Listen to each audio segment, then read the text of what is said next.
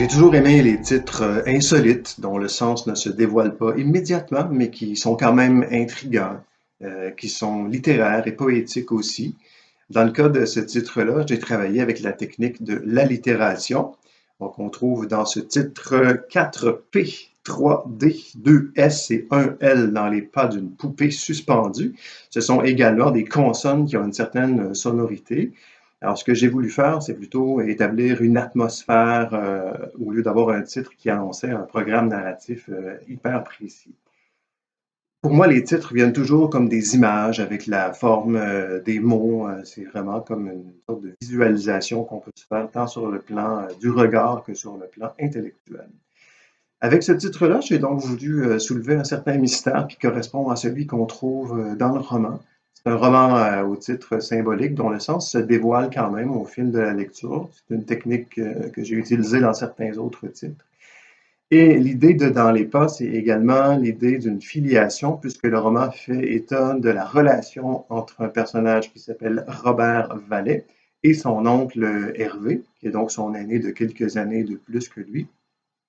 Oncle à la personnalité mystérieuse, un peu trouble et dont la relation avec son neveu va se développer au fur et à mesure du roman et peut-être pas dans le sens qu'on peut le croire. En tant que lecteur, j'ai toujours privilégié les quatrièmes de couverture qui n'en disaient pas trop. Je trouve aujourd'hui qu'on veut tellement parfois rassurer les lecteurs et lectrices qu'on dévoile les trois quarts du roman dans le quatrième de couverture. Donc, j'ai préféré être plus allusif à la fois dans ce titre-là et dans le résumé qu'on trouve dans le roman. La plupart de mes romans mettent des années à maturer, je pourrais même dire à macérer. C'est souvent une idée, un flash, une phrase qui va servir de déclencheur. Donc, je pars vraiment avec une idée et cette idée-là va s'articuler au fil du temps autour d'une intrigue à laquelle vont se greffer des personnages, des lieux, une époque et une atmosphère aussi. Donc, ça a vraiment été le cas pour Dans les pas d'une poupée suspendue, qui est venu du fait, entre autres, que je me suis rendu compte que certaines images, certains souvenirs de notre passé peuvent brusquement être réactivés à des moments où on ne s'attendait pas du tout à cette réactualisation-là.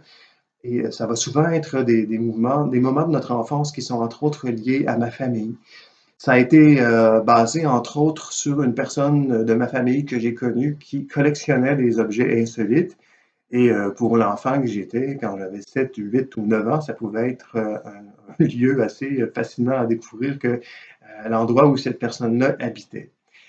Par ailleurs, je me suis également inspiré d'une maison que j'ai visitée quand j'étais enfant et qui avait la particularité qu'on pouvait se promener à l'intérieur des murs de cette maison-là.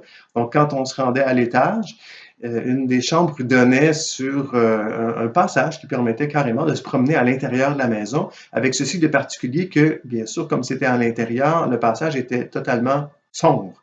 On ne voyait rien, alors il fallait se promener à l'intérieur avec une lampe de poche. Pour des enfants de 7, 8, 9, 10 ans, c'est quand même très singulier et ça marque notre imaginaire. Alors, je me suis basé là-dessus, sur des idées qui me fascinaient, entre autres sur la veuve Winchester, sur laquelle je vous invite à aller lire, un personnage historique donc, qui a réellement existé et dont la vie est assez fascinante. Les héritages littéraires et artistiques dans lesquels puise mon roman sont innombrables. J'ai toujours eu une affection pour la littérature fantastique d'aussi loin que je me souvienne. J'ai même retrouvé dans mes archives une histoire de loup-garou que j'ai écrite quand j'avais 7 ou 8 ans. Et rien pourtant me permet de comprendre d'où pouvait venir ce texte-là et ces idées-là. C'est donc avec beaucoup d'intérêt que j'ai découvert la littérature fantastique, entre autres par le biais des fantastiqueurs belges des années 60-70, des auteurs comme Thomas Owen, comme Jean Rey, également Claude Seignol.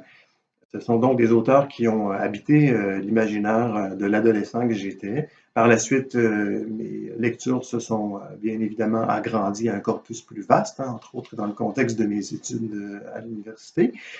Par ailleurs, aujourd'hui, j'ai beaucoup d'affection pour certains textes de la collection Angoisse, une collection publiée au Fleuve Noir dans les années 50, 60, 70.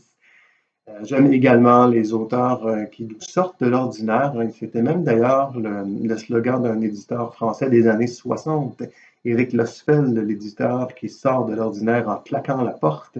Donc, d'avoir une littérature totalement décloisonnée, totalement libre, c'est toujours ce qui m'a fasciné dans les écrits, par exemple, d'un auteur comme Maïk Végard, auteur peu connu, mais qui a vécu une existence très, très singulière.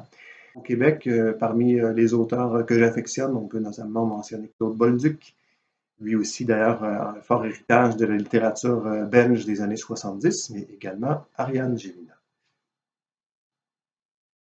J'ai toujours aimé l'intensité du fantastique horrifique, sa capacité à illustrer de façon allégorique et métaphorique certaines difficultés du quotidien.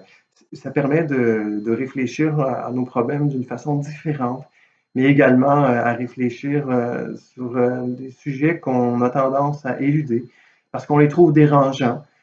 Mais ce sont des sujets qu'il nous faudra aborder un jour ou un autre dans notre existence. Notre existence en entière est quand même très énigmatique, même si on essaie de se réconforter avec les certitudes, on est quand même sur une boule qui tourne dans le vide et qui est un minuscule pixel à l'échelle du cosmos. Donc tout ça m'apparaît très métaphysique. Et la littérature fantastique et la littérature de fantastique horrifique met de l'avant cet aspect métaphysique et dérangeant, vertigineux aussi également.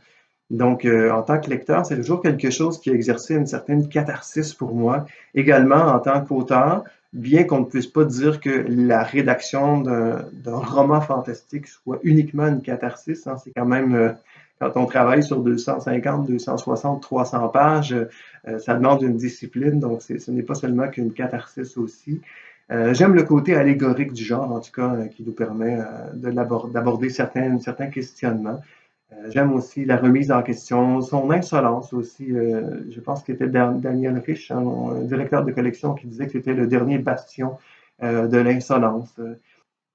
Et à cet égard, je suis tout à fait heureux d'avoir la chance de figurer dans cette nouvelle collection, Tête ailleurs, dirigée par Fanny Demeule. Le programme éditorial de Tête première me paraît aussi essentiel que rafraîchissant, en ce sens qu'il va proposer des textes déstabilisants, dérangeants, littéraires aussi. Donc, je suis très, très curieux de voir et de lire ce qui paraîtra dans cette collection au fil des années à venir.